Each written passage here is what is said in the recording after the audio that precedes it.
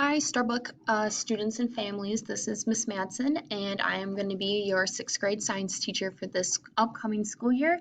And I really wanted to take this time to introduce myself and kind of explain the class, especially if we are not able to meet during open house and to answer all of those questions you have. So this is going to be my class syllabus. This is posted on our Google Classroom page. Just a little bit about me. So I am from Racine. When I was in Racine, I went to Red Apple Fine Arts in Walden as a student. However, for high school, I moved out of Racine and I went to Oak Creek. I have been teaching for 4 years, 3 years being here at Starbuck. I'm also the middle child of three, so I'm the second born, and my sisters and I are exactly 14 months apart of each other. I went to Carroll University for my undergrad and I earned my bachelor's in elementary education. And I'm currently attending Carroll again to earn my master's in educational leadership. And I hope to be done with that by the end of this school year. If you need to contact me in any way, this is my contact info. My email is rebecca.madsen@rusd.org. There is my phone number. This is for my Google Voice number. The best times to contact me are during the school days. So from 8 to 3 and Monday through Friday. I will always be posting weekly announcements on Monday in Google Classroom. So please check Google Classroom and your email regularly for any updates. A little bit about what sixth grade science is going to be. So sixth grade science introduces students to several different branches of science. This year we focus on space, sound and light, and the planet Earth. Students will also be learning fundamentals about lab safety and how to use the scientific method to investigate issues, specifically how to write lab reports. So hopefully by the end of this year, your student will be able to demonstrate an understanding of models and how to create them, to collaborate effectively with their peers to collect data, to perform labs, and to complete research, and to really think critically about real-world problems. These are my Google Classroom codes, so if you have not accepted, please accept the invite that I sent out. If you go to the syllabus, if you click this Google Classroom icon, it will take you to a how-to video as to how to accept your parent invite. I really want parents to be involved so I can send out weekly updates about how your student is doing. Kind of a little bit more about what to expect each week. So with our schedule, let me pull that up. Our current schedule looks like this. And as you can see, I will not be meeting your student every day. Depending on if I have the student in my first to second period or my fourth or fifth hour, I might be seeing them at the beginning of the week or at the end of the week. So it's really important to understand what time I'll be meeting your student at, and we will be going through this on the first day of school. This is also posted on Google Classroom. But a little bit of that being broken down, that means then on Mondays, I'll be posting our week's assignments. If you are in my first or second period, you will have synchronous, so live class Monday and Tuesday.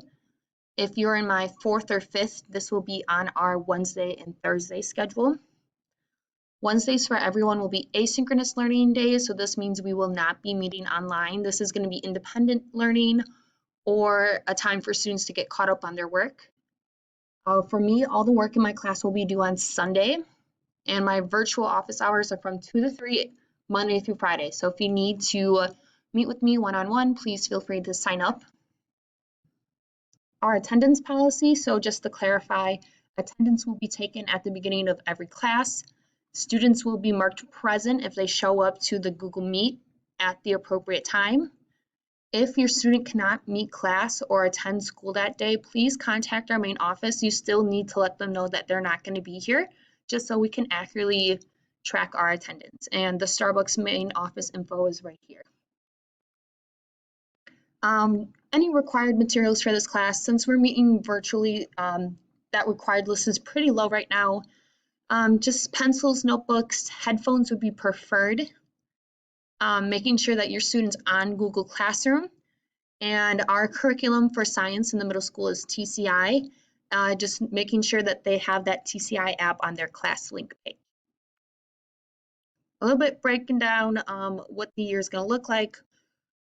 Since we are not in person, our Thinking Like a Scientist unit, which is our hands-on lab unit, is going to be postponed until we get back in person.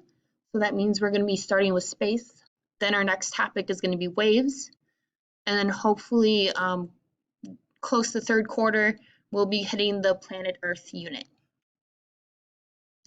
Grading policy, so students will be assessed on the Year 1 NYP IB rubrics for science. This is a 1 through 8 scale. I do have it linked on my syllabus if you want to see specifically how those rubrics are broken down. And previously, like I said before, all assignments will be due by Sunday, so students have all week to work on those assignments and turn them in. A little bit of expectations for online participation and behavior.